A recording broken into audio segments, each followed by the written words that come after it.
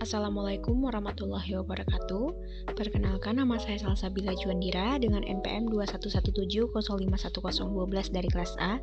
Pada video kali ini saya akan menjelaskan tentang sistem bus. Pada video kali ini terdapat beberapa topik pembahasan yang akan saya bahas.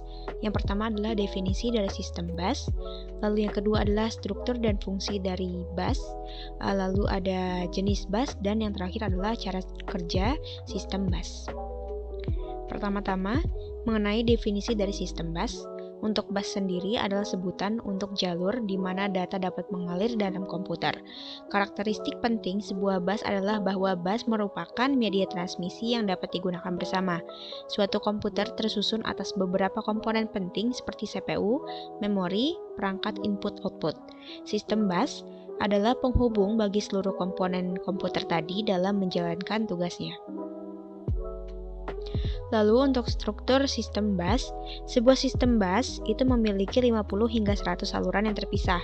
Masing-masing saluran ditandai dengan arti dan fungsi khusus. Masing-masing memiliki arti dan fungsi yang berbeda-beda. Fungsi saluran bus dapat diklasifikasikan menjadi 3 kelompok. Bisa dilihat di gambar ini. Yang pertama ada saluran data atau data bus, yang kedua adalah address bus atau saluran alamat, dan yang terakhir ada control bus atau saluran kontrol. Nah, yang pertama adalah data bus atau saluran data, itu memberikan lintasan bagi perpindahan data antar dua modul sistem. Saluran ini secara kolektif disebut juga dengan bus data. Umumnya bus data terdiri dari 8, 16, atau 32 saluran. Jumlah saluran diaktifkan dengan lebar bus data. Lebar bus data merupakan faktor penting dalam menentukan kinerja sistem secara keseluruhan. Contohnya, bila bus data memiliki lebar 8 bit dan setiap instruksinya panjangnya adalah 16 bit, maka CPU harus 2 kali mengakses modul memori dalam setiap siklus instruksinya.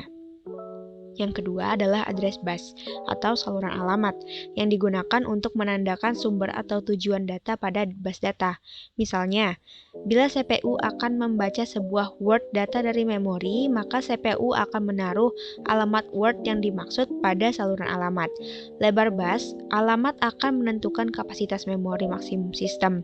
Selain itu, umumnya saluran alamat juga dipakai untuk mengalamati port-port input-output. Biasanya, bit-bit berorder lebih tinggi akan dipakai untuk memilih lokasi memori atau port input-output pada modul. Lalu ada control bus atau saluran kontrol yang digunakan untuk mengontrol akses ke saluran alamat dan penggunaan data. Karena data dan saluran alamat dipakai bersama oleh keseluruhan komponen, maka harus ada alat untuk mengontrol penggunaannya. Sinyal-sinyal kontrol melakukan transmisi baik perintah maupun informasi pewaktuan di antara modul-modul sistem. Sinyal-sinyal pewaktuan menunjukkan validitas data dan informasi alamat. Sinyal-sinyal perintah menspesifikasikan operasi-operasi yang akan dibentuk. Umumnya, saluran kontrol meliputi memory write, memory read, input-output write, input-output read, transfer ACK, bus request, bus grant, interrupt request, interrupt ACK, clock, dan reset. Selanjutnya adalah jenis dari bus. Jenis bus dapat dibedakan menjadi 2. Yang pertama adalah dedicated, merupakan metode di mana setiap bus atau saluran secara permanen diberi fungsi atau subset fisik komponen komputer. Sifat-sifatnya, yang pertama, data bus dan address bus itu memiliki jalur yang terpisah. Yang kedua, rancangannya lebih mahal. Lalu yang ketiga, transfer data kecepatannya lebih tinggi. Yang kedua adalah time multiplex, merupakan metode penggunaan bus yang sama untuk berbagai keperluan, sehingga menghemat ruang dan biaya. Sifat-sifatnya, yang pertama, jalur data dan address dijadikan satu. Yang kedua, rancangannya lebih murah. Lalu yang ketiga, kecepatan transfer data lebih lambat. Yang terakhir, cara kerja dari sistem bus. Pada sistem komputer yang lebih maju, arsitektur komputernya juga akan lebih kompleks, sehingga untuk meningkatkan performa digunakan beberapa buah bus. Nah, Setiap bus itu merupakan jalur data antara beberapa device yang berbeda.